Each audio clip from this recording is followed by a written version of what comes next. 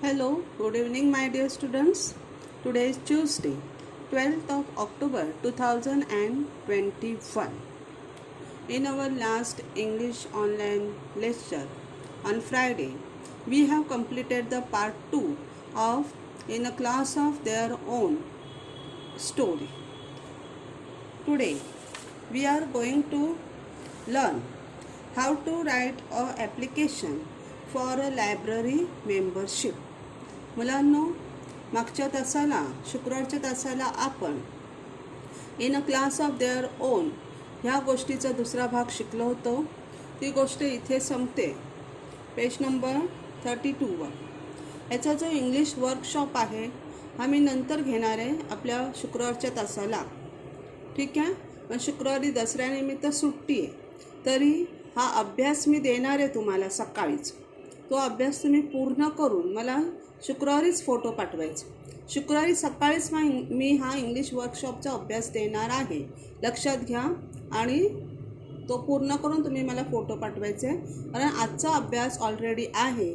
मग जास्त अभ्यास होऊ नये म्हणून आता आज मी थोडा देणार आहे आणि राहिलेला थोडा मी शुक्रवारी देणार. ठीक आहे. आणि तुम्हाला माहीतच आहे की आपली परीक्षा आता 22 तारखेपासून आहे. ह्याच महिन्यात 10 दिवस फक्त परीक्षेसाठी राहिलेले आहेत. त्यामुळे दिलेला अभ्यास व्यवस्थित लिहा, धडे कविता ह्यांचं वाचन करा, तरच पेपर तुम्हाला 50 गुणांचा व्यवस्थित लिहिता येणार आहे. 7वीचे सगळे पेपर्स 50 गुणांचे असतील. आज आपण हे पान शिकणार आहोत, page number 33. 6th question, activity live English. English is not something that you see only in your textbook and classroom. आता इंग्रजी फक्त एवढंच नाही की जे तुम्ही तुमच्या पुस्तकात पाहता, शिकता किंवा वर्गात शिकता किंवा ऑनलाईन तासाला शिकता, एवढंच इंग्रजी नाही आहे. We use English for many purposes in our day to day life. जेव्हा तुम्ही इयत्ता 10वीपासून कॉलेजमध्ये जाल, कॉलेजमधून पुढचं शिक्षण घ्याल, तुम्ही कॉलेज झाल्यानंतर नोकरी कराल, तेव्हा तुमच्या लक्षात येईल शाळेतून बाहेर पडल्यावर की इंग्रजीचा उपयोग आपल्या ह्या रोजच्या जीवनात आपल्याला पदोपदी करावा लागतो. कारण इंग्रजी ही आता एक आपली आवश्यक अशी भाषा झालेली आहे आपल्या देशात सुद्धा. Sometimes we have to fill in forms and applications in English.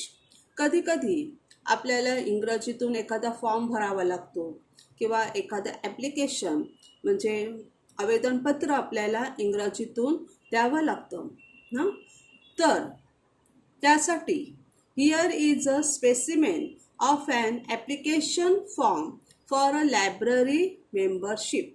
आता इथे ह्या पानावर लायब्ररी मेंबरशिप, लायब्ररीचा अर्थ वाचनालय.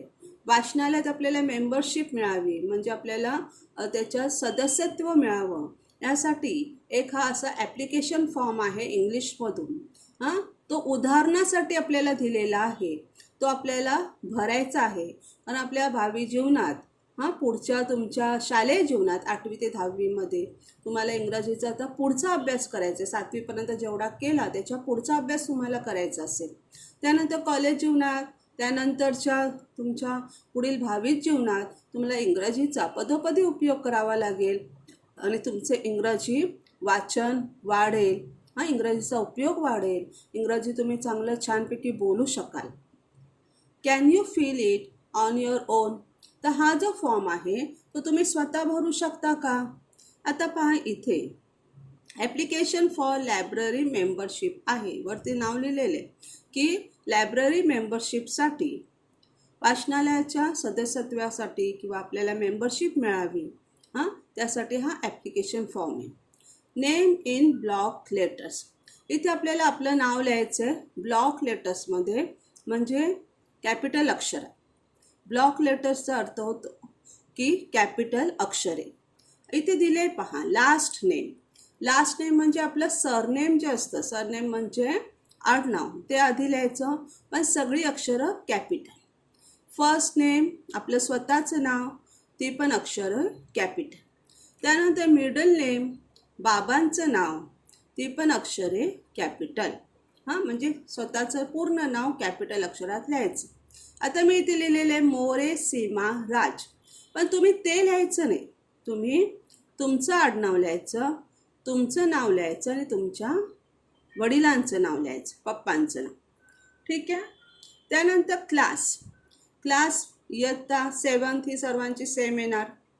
डिव्हिजन, तुमची जी डिव्हिजन असेल ती लिहा, A, B किंवा C.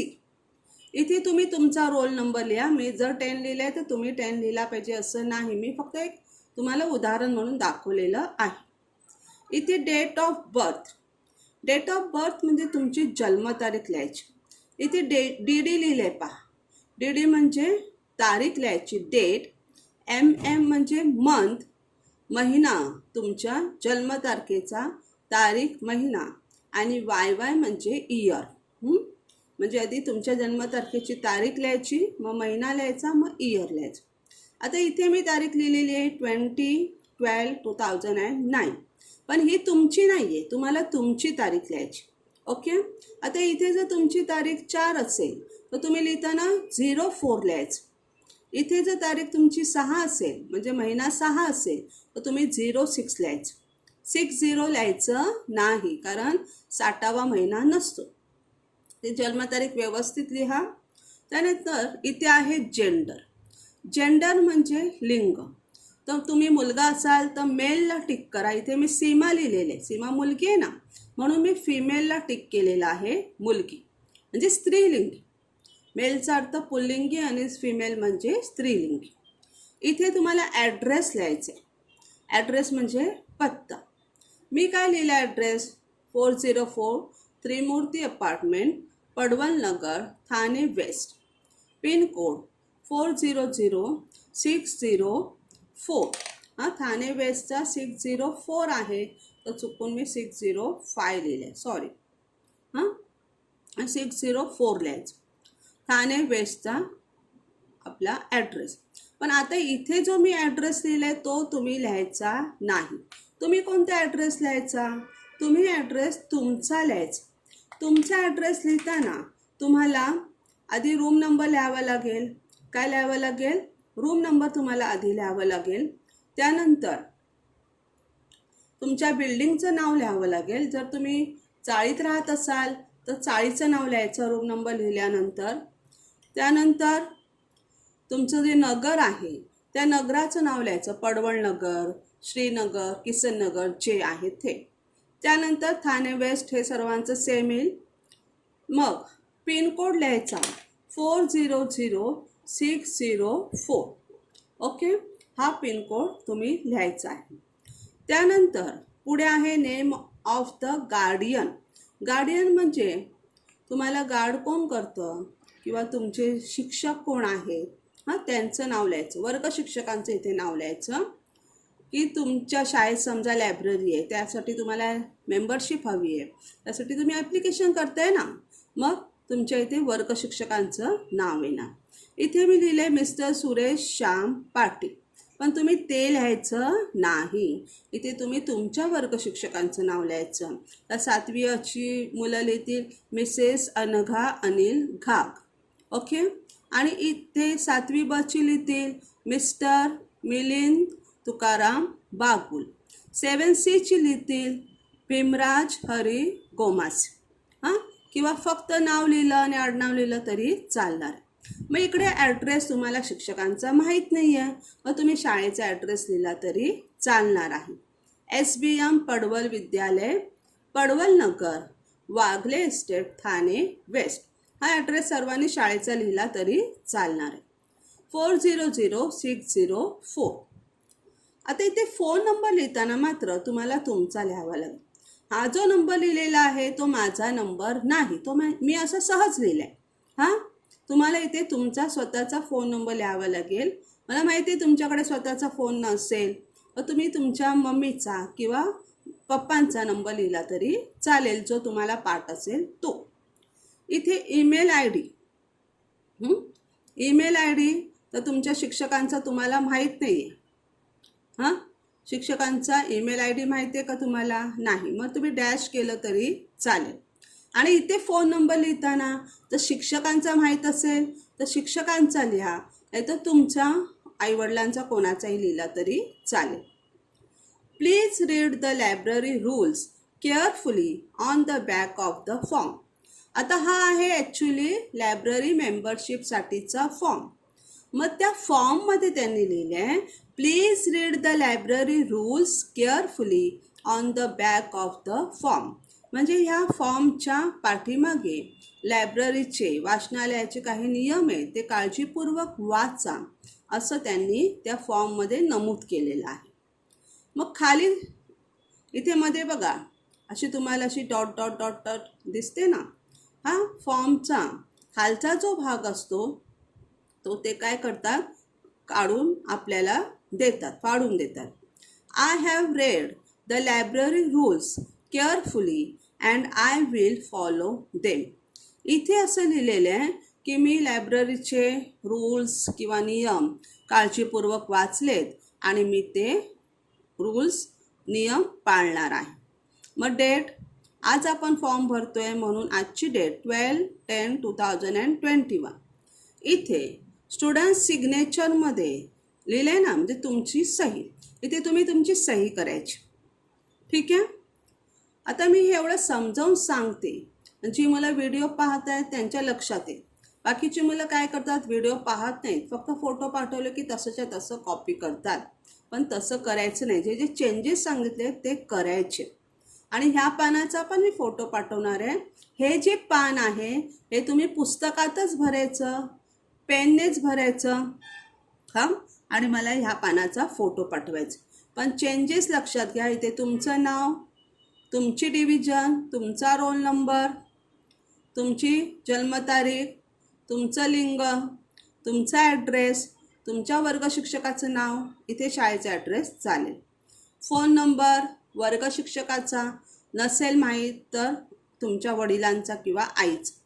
ही तारीख सेम येईल, इथे तुमची सही. ओके. आता खाली काय दिले पहा, मेंबरशिप फीज. आता आपण त्या लायब्ररीचं मेंबरशिप घेतली तर त्याची काही फीज असते. त्यासाठी टेक द करेक्ट ऑप्शन सांगितलेले, म्हणजे ऑप्शन आहेत त्यातील योग्य ऑप्शनला टिक करायची. ओके. न्यू मेंबर्स, जर नवीन मेंबरशिप आपण घेतली असेल त्यासाठी हाफ इयरली म्हणजे अर्धवर्ष म्हणजे 6 महिने, 6 महिन्याची फी, इयरली पूर्ण वर्षाची फी. जर तुम्ही 6 महिन्याची फी भरणार असाल तर इथे टिक करायचं ₹50. वर्षाची भरणार असाल तर ₹100ला टिक करायचं. मी इकडे 6 मंथला टिक केली आहे, याचा अर्थ तुम्ही करायला हवे असं नाही, तुम्ही इथे केली तरी चालणार. रिन्युअल्स म्हणजे 1 वर्षानंतर किंवा 6 महिन्यानंतर तुम्हाला ती मेंबरशिप अजून वाढवायची असेल तर त्यासाठी पुढची फी, एकदा तुम्ही मेंबरशिप घेतली तर 6 महिन्याची ₹50 तुम्हाला भरावी लागेल. 6 महिने झाल्यानंतर परत 50 भरावे लागतील पुढच्या 6 महिन्याची, किंवा तुम्ही वर्षाची भरली तर 100 भरावे लागतील. मग 1 वर्ष झाल्यानंतर तुम्हाला जर ते मेंबरशिप वाढवायची असेल तर अर्ध्या वर्षासाठी ₹35 आणि 1 वर्षासाठी ₹70. हां, तर इथे जे कॉलम तुम्हाला योग्य वाटत आहेत तिथे तुम्ही टिक करू शकता. आलं लक्षात? तर पुढे पहा, इथे आहे फॉर ऑफिस यूज ओनली. हा जो कॉलम आहे तो ऑफिस यूजसाठी आहे, म्हणजे लायब्ररीचं जे ऑफिस आहे त्याच्यासाठी. मग त्यांचा युजर आय डी ते लिहितील, कार्ड इश्यूड ऑन ते लिहितील, आणि लायब्ररियन सिग्नेचर, जी लायब्ररियन असेल म्हणजे वाचनालय प्रमुख त्यांची सही असेल. आता मी मगाशी म्हटलं नाही ते डॉट डॉट आहे, म्हणजे एवढा फॉर्म ते फाडून काय करतात आपल्याकडे ठेवतात. आणि जो वरचा आहे, हां वरचा म्हणजे हा फॉर्म ते ऑफिस रेकॉर्डला ठेवतात, आणि वरचा जो आहे तो ते आपल्याला देतात, किंवा पूर्ण फॉर्म ते तिथेच ठेवतात. ठीक आहे, जसा त्यांचा लायब्ररीचा नियम असेल त्याप्रमाणे. आता मला असं वाटतं हे ॲप्लिकेशन फॉर्म तुम्हाला चांगलं समजलं असेल. आता पुढचं पेज आपण घेऊया. हे हे एकच पेज आता शिकवणार आहे. इथे ग्रामरचा भाग आहे, कॉमन नाउन्स 3, लँग्वेज स्टडी आपल्याला शिकायचं आहे म्हणजे व्याकरणाचा भाग, कॉमन नाउन्स 3 आणि कॉमन नाउन्स 4. ओके. आणि परीक्षेसाठी आपल्याला पेज नंबर 34 पर्यंतच अभ्यास करायचा आहे. युनिट 1चा मी अभ्यासक्रम पाठवलेला आहे आणि तुमच्या वर्ग शिक्षकांनी तुमच्या ग्रुपवर टाकलेला पण आहे, हे मी पाहिलेले. त्यामुळे किती धडे आहेत इथे पहा, तुम्हाला दाखवते. युनिट 1मधले सगळे धडे 1 ते 6, फक्त हा जो 4था धडा आहे 1.4 तो घेतलेला नाही, कारण तो आपल्या अभ्यासक्रमातून कमी केलेला आहे. कोविडमुळे तो कमी केलेला आहे.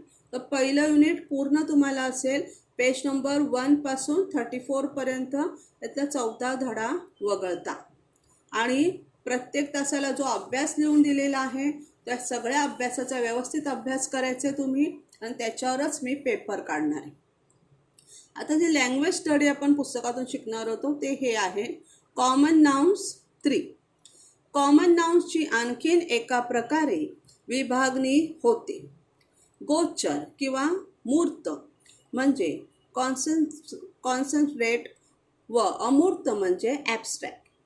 कॉन्स्ट्रेट आणि ॲब्स्ट्रॅक्ट. कॉमन नाउन्सची अजून 2 प्रकारे विभागणी होते. त्याच्यात एक असतं कॉन्स्ट्रेट आणि एक ॲब्स्ट्रॅक्ट नाउन. कॉन्स्ट्रेट नामे आपण प्रत्यक्ष पाहतो किंवा स्पर्श करू शकतो अशा वस्तूंकरिता वापरतात. आता ज्या वस्तू आपण प्रत्यक्ष पाहतो किंवा ज्या वस्तूंना आपण स्पर्श करू शकतो त्या वस्तूंकरिता ही नामे वापरतात कॉन्स्ट्रेट. उदाहरणार्थ स्कूल जे आपण प्रत्यक्ष डोळ्याने पाहतो, होम घर, कार्ड्स पत्ते ज्यांना आपण स्पर्श करू शकतो, बटरफ्लाईज फुलपाखरू आपण पकडू शकत नाही, स्पर्श करू शकत नाही, पण आपण पाहतो. चाइल्ड एखादं लहान मूल, ही सगळी आहेत कॉन्स्ट्रेट नाउन्स म्हणजे काय, मूर्त नामे. दुसरं आहे ॲब्स्ट्रॅक्ट नाउन. ॲब्स्ट्रॅक्ट नामे म्हणजे ॲब्स्ट्रॅक्ट नामे कल्पना, गुणविशेष, भावना, कृती इत्यादी दर्शवण्याकरिता वापरतात. हे जे ॲब्स्ट्रॅक्ट नाउन्स असतात ती कल्पना, गुणविशेष, भावना, कृती इत्यादी दर्शविण्याकरिता वापरतात. उदाहरणार्थ एखादी कल्पना आपण केलेली आहे, कृती आपल्याला दाखवायची आहे, हे म्हणजे आपण मराठीत शिकतो ना, तुम्ही मराठीत शिकला असाल भाववाचक नामे, त्यालाच इंग्रजीत ॲब्स्ट्रॅक्ट नाउन्स असे म्हणतात. उदाहरणार्थ लाईफ आयुष्य, टाईम वेळ, युनिटी एकी, प्रोग्रेस प्रगती, हॅपीनेस आनंद, चाइल्डहुड बालपण, मुवमेंट हालचाली, आणि मॅथमॅटिक्स गणित किंवा बीजगणित. आता पुढचा प्रश्न पहा. प्रश्न त्याने दिलेले आहे, find and underline at least 3 abstract nouns in the following paragraph. म्हणजे ह्या पॅरेग्राफमध्ये, ह्या उतार्यामध्ये तुम्ही शोधा ॲटलिस्ट किती 3, कमीत कमी 3 ॲब्स्ट्रॅक्ट नाउन्स तुम्ही शोधा. ॲब्स्ट्रॅक्ट नाउन म्हणजे काय, भाववाचक नामे. हे ओके इथे दाखवले पहा. तर मी पॅरेग्राफ वाचते, त्यातली भाववाचक नामे किंवा ॲब्स्ट्रॅक्ट नाउन्स आपण ओळखूया. We put the plan of action in motion immediately. त्या गोष्टीच्या दुसऱ्या भागातीलच हा परिच्छेद आहे. ती मुलं म्हणतात ना शाळेतली की आम्ही आमची कृती योजना लगेच प्रत्यक्षात आणली. We did this without letting any of the teachers in the secret. आणि कोणत्या शिक्षकांना आम्ही आमच्या सिक्रेटमध्ये किंवा आमचं सिक्रेट, आमचं गुपित कळू दिले नाही. We wanted to give Mrs Desai a surprise. आम्हाला मिसेस देसाई यांना म्हणजे त्यांच्या वर्ग शिक्षिकेला सरप्राईज द्यायचं होतं, आश्चर्यचकित करायचं होतं. But she is really too good. परंतु मिसेस देसाई खरोखर खूप चांगल्या आहेत. She spotted the change within a week. आणि त्यांनी आमच्यामध्ये झालेला बदल एका आठवड्यातच काय केला, ओळखला. पहा इथे ॲब्स्ट्रॅक्ट नाउन्स कोणकोणते आपल्याला सापडले. ॲक्शन कृती, मोशन म्हणजे प्रत्यक्षात आणणे, सिक्रेट गुपित, चेंज बदल, वीक आठवडा आणि गुड चांगले. हां, तर कॉमन नाउन नंबर 4. कॉमन नाउन्सची अनेकवचनी रूपे म्हणजे प्लुरल्स शेवटी एस, ई एस किंवा आय ई एस लावून होतात. हे आपल्याला माहीत आहे. मागच्या वर्षी तुम्हाला शिकवलं होतं मी की प्लुरल्स जी असतात अनेकवचनी रूपे कॉमन नाउन्सची, प्लुरल्स ती एस, ई एस किंवा आय ई एस लावून अनेकवचनी रूपे होतात. हे तुम्ही 6वीला शिकलात, मी स्वतः तुम्हाला शिकवलेलं आहे. परंतु काही नामांची अनेकवचने वेगळ्याच प्रकारे होतात. काही नामांची अनेकवचनी रूपे वेगळ्याच प्रकारे होतात. त्यांना अनियमित अनेकवचने म्हणजे इरेग्युलर प्लुरल्स असे म्हणतात. काही नामांची अनेकवचने वेगळ्याच प्रकारे होतात, त्यांना इरेग्युलर प्लुरल्स असे म्हणतात. नाहीतर इतर वेळेस S, S H, I S लागून काय होतात, अनेकवचनी रूपे होतात. एस, ई एस आणि आय एस लागून. तर अनेकवचनी रूपे वाचा. पुढील अनेकवचनी रूपे वाचा. तर अनेकवचनी रूपे आपण कसं करतो. बॉय असेल तर बॉयला एस लावून अनेकवचन करतो, बॉईज. जर बेंच असेल तर बेंचचं शेवटचं अक्षर सी एच येतं, B E N C H, मग त्याला ई एस प्रत्यय लागतो. तर शेवटचं अक्षर वाय असेल, बी ए बी वाय बेबी, तर वायचा आय करून मग ई एस लागतो, B A B I E S babies, असं होतं ना अनेकवचनी रूप. मग मला काय म्हणायचं आहे, तसं आपण शिकलोय 6वीला. आता ही जी आहेत ही अनेकवचनी रूपे जी आहेत ती अनियमित आहेत, इरेग्युलर आहेत, म्हणजे वेगळ्याच प्रकारची आहेत. पहा, चाइल्डचं अनेकवचन होतं CHILD, चाइल्डचं चिल्ड्रन. काय होतं, चिल्ड्रन, CHILDREN, चिल्ड्रन. तुम्ही काय करता, चाइल्डला एस लावून चाइल्ड्स लिहिता, पण ते चुकीचे. चाइल्डचं होतं चिल्ड्रन. मॅनचं होतं men, MAN man, MEN men. तसंच वुमनचं women, WOMAN woman, WOMEN women. MOUSE mouse, MICE mice. FOOT foot, FEET feet. हे जे दोनदा ओ आहे त्याचा दोनदा ई लिहायचं. इथे जो ए आहे त्याचा ई करायचा.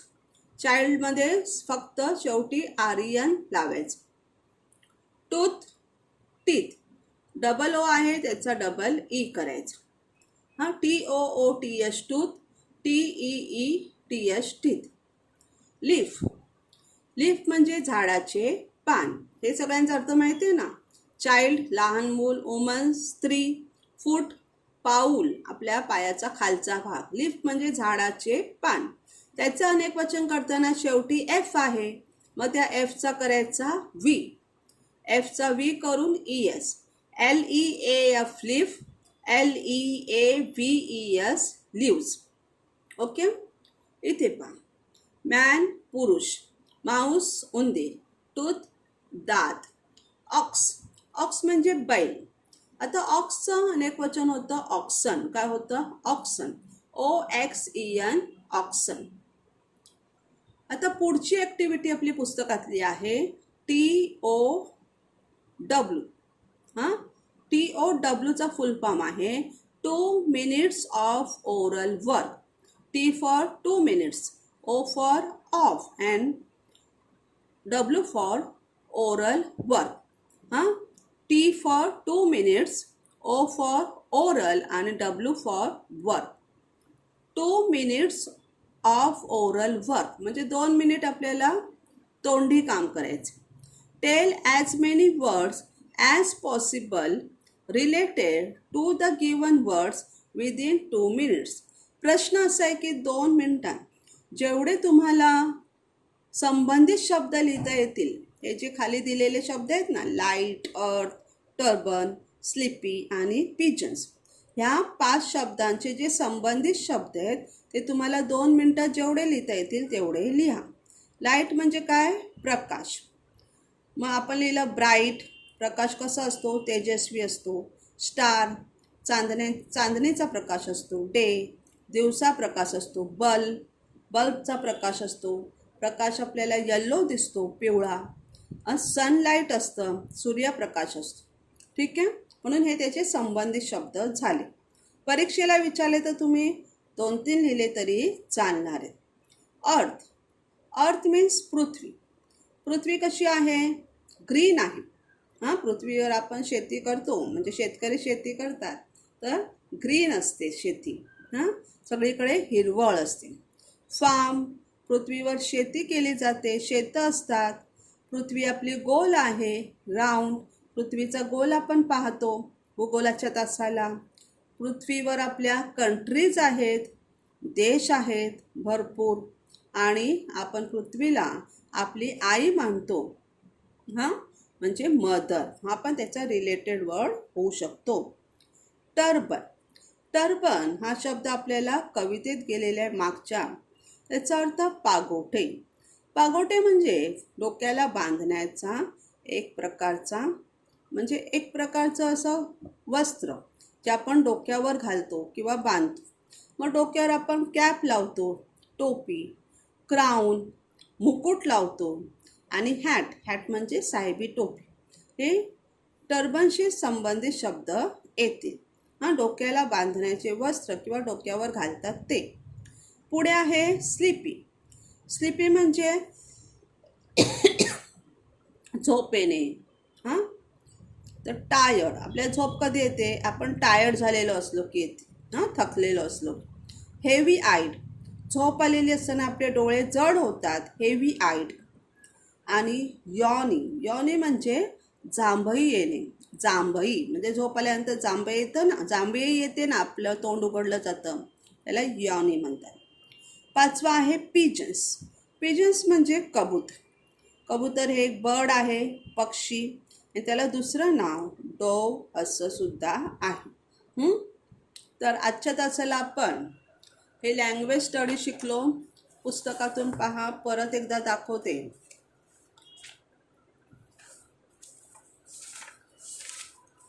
हे शिकलो आपण पेज नंबर 33 वरचं ॲप्लिकेशन कसं द्यायचं लायब्ररियन मेंबरशिपसाठी. या पानाचा मी फोटो पाठवणार आहे. हे पान लिहून पुस्तकावरच लिहायचं, पण जे सांगितलेले चेंजेस आहेत ते करायचे आणि मग मला फोटो पाठवायचा पुस्तकाचाच. ही जी ॲक्टिव्हिटी आहे common nouns 3 and common nouns 4 ही आपण वहीतून शिकलो. तेच सगळं मी वहीत लिहिलेलं आहे. त्याच्या खाली पण आहे पहा, TOW 2 minutes of oral work. ते सगळं इथे मी घेतलेलं आहे. इथे घेतलं आहे हे activity common noun 3, common noun 4, हे सगळं डिटेल लिहिलेलं आहे. तर ह्या 2 पानांचा फोटो पाठवणार आहे आणि पुस्तकाच्या ॲप्लिकेशनचा फोटो पाठवणार आहे. 3ही पानं सुंदर अक्षरात लिहा, वाचा, नंतर मला फोटो पाठवा. ठीक आहे, तरच तुम्हाला परीक्षेला पेपर लिहिता येणार आहे. आणि मगाशी सांगितल्याप्रमाणे हे जे इंग्लिश वर्कशॉप आहे ह्याचा अभ्यास मी शुक्रवारी सकाळी पाठवणार आहे. चला तर मग विद्यार्थी मित्रांनो, आजचा तास इथेच संपला. जरा रेग्युलर अभ्यास करा, वाचन पाठांतर करा. ज्यांनी इंग्रजी वाचनाचे व्हिडिओ पाठवले त्यांचे खूप खूप आभार, कारण त्यांना मार्क मिळणार आहे. ज्यांनी नाही पाठवले त्यांचे मार्क कसे द्यायचे तर ते त्यांनीच ठरवायचं. त्यामुळे अजूनही तुम्ही व्हिडिओ वाचनाचे पाठवू शकता. परीक्षेचा अभ्यास चांगला करा, पुस्तकाचं वाचन करा, वहीचे नोट्स कंप्लीट असतील तर ते वाचा. ज्यांचे नाहीत कंप्लीट ते काय करतील त्यांचं त्यांना माहीत. आजचा तास इथेच संपलेला आहे. सर्वांना बाय आणि धन्यवाद.